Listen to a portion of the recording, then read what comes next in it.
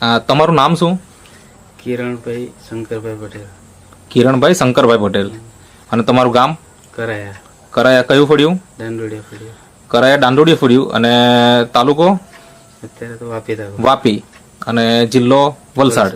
હા, હવે તમને કંઈક સમસ્યા હતી, તો શું સમસ્યા હતી અને કેટલા વર્ષથી હતી, અને એના માટે તમે કઈ કઈ સારવાર કરી એ તમારી થોડું વાત કરો ને. આ તો અમે પારડી હોસ્પિટલ બી ગયા નાગણીમાં. એટલે શું સમસ્યા શું હતી? સંતાન માટે. સંતાન નહોતું. તો તમારા લગ્ન કયા વર્ષે થયેલા? 2006. 2006. તો 2006 અને અત્યારે ચાલે છે જાન્યુઆરી મહિનો અને 2020. તો આટલા વર્ષ દરમિયાન મતલબ કે લગભગ 13 વર્ષ જેવા થઈ ગયા, બરાબર ને? તો આટલા વર્ષ દરમિયાન તમે સંતાન મેળવવા માટે ક્યાં ક્યાં સારવાર કરાવી અને કેટલા રૂપિયાનો ખર્ચો તમે કર્યો અંદાજે એ તમે થોડું જણાવો. અમે પહેલા સ્ટાર્ટિંગ તો અમે પારડી હોસ્પિટલ ગયા નાગણીમાં. હા. તો અમે ખાસો ટાઈમ ટ્રીટમેન્ટ કર્યા પણ કોઈ રિઝલ્ટ. તે પછી વલસાડ ચાલુ. વલસાડ વર્તમાનમાં ગયા. હા. હવે અમે ખાસો ટાઈમ લીધો. બીજી બધી બી આયુર્વેદિક બી દવા કરી પણ આમાં બી કોઈ રિઝલ્ટ નહીં. મતલબ પારડી તમે કઈ હોસ્પિટલ કીધું? નાટકણી હોસ્પિટલ. અને વલસાડ વર્તમાન.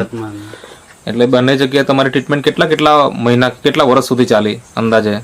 પારડી અમારે 1.5 થી 2 વર્ષ. પારડીમાં 1.5 થી 2 વર્ષ. અને વલસાડમાં? વલસાડ તો વધારે ટાઈમ થયો. ત્યાં તો 2 વર્ષ કરી પછી પાછો બ્રેક લીધો પછી પાછું ચાલુ. મતલબ ટોટલ 3 થી 4 વર્ષ નીકળી ગયા. 4 વર્ષ તમે વલસાડમાં પણ ટ્રીટમેન્ટ કરાવી.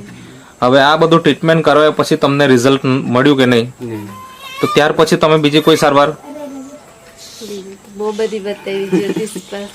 જ્યોતિષ પાસે, પછી ભગત, મતલબ કે જ્યાં જ્યાં તમને લાગ્યું કે અહીંયા જવું જોઈએ ત્યાં બધી જ જગ્યાએ તમે ગયા, પણ તમને કશે રિઝલ્ટ મળેલું નહીં, બરાબર? કેટલો ખર્ચો કર્યો જ્યોતિષ પાછળ પણ તમે અંદાજે?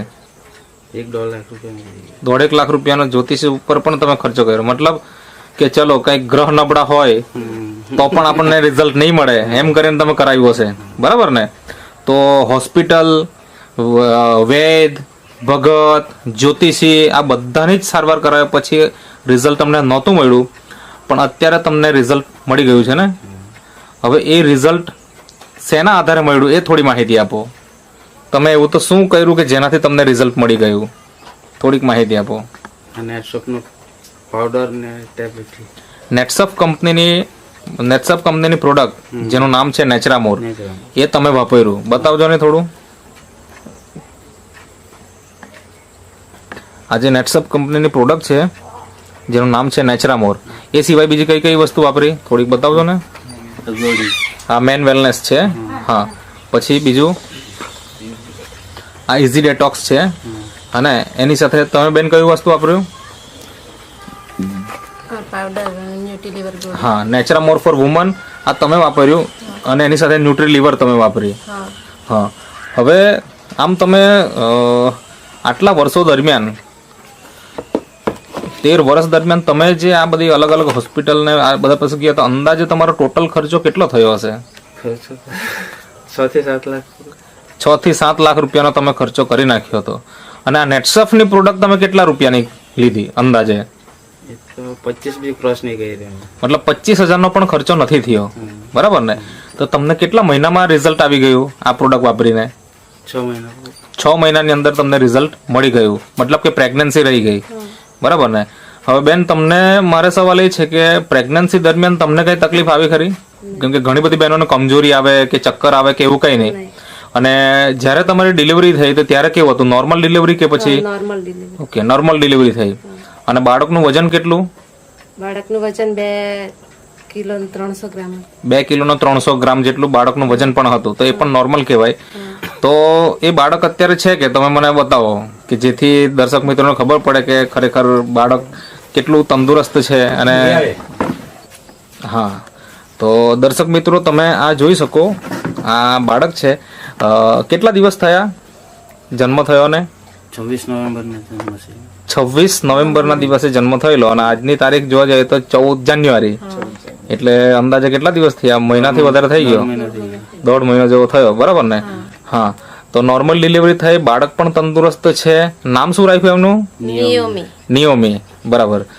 તો આટલા દિવસ દરમિયાન એમને કઈ તકલીફ આવી ખરી? નહીં. મતલબ બાળક પણ એકદમ તંદુરસ્ત છે, બરાબર. તો હવે મારે તમને એ સવાલ પૂછવો છે કે આજે આપણા જેવા આપણા સમાજની અંદર કે આપણા આજુબાજુમાં ઘણા બધા લોકોને આ સમસ્યાઓ છે કે લગ્નના ઘણા વર્ષ થવા પછી પણ એમને ત્યાં બાળક નથી અને લાખો રૂપિયાના ખર્ચા કર્યા પછી પણ એમને એનું પરિણામ નથી મળી રહ્યું. તો તમને આ નેચરામોર વિશે તમારે શું સંદેશો આપવો છે લોકોને? સારામાં સારું પ્રોડક્ટ છે, જલ્દી રિકવરી આવી જાય. તમને જ્યારે વાપરવાનું ચાલુ કર્યું ત્યારે તમને વિશ્વાસ હતો ખરો? મતલબ ખરેખર વિશ્વાસ ત્યારે એટલો નહોતો કે આટલા રૂપિયા ખર્ચા કરીને પછી જો આ મારે વાપરવું હોય તો રિઝલ્ટ મળશે કે કેમ? તો તમે શું કીધેલું ત્યારે તે આપનાર ચાલુ કરી- વ્યક્તિને? હા. હા, એક ચાલુ કરી છે, ટ્રાય કરી જોઈએ. ટ્રાય કરી જોઈએ એમ, હા. બરાબર છે. તો તમને આપનાર વ્યક્તિ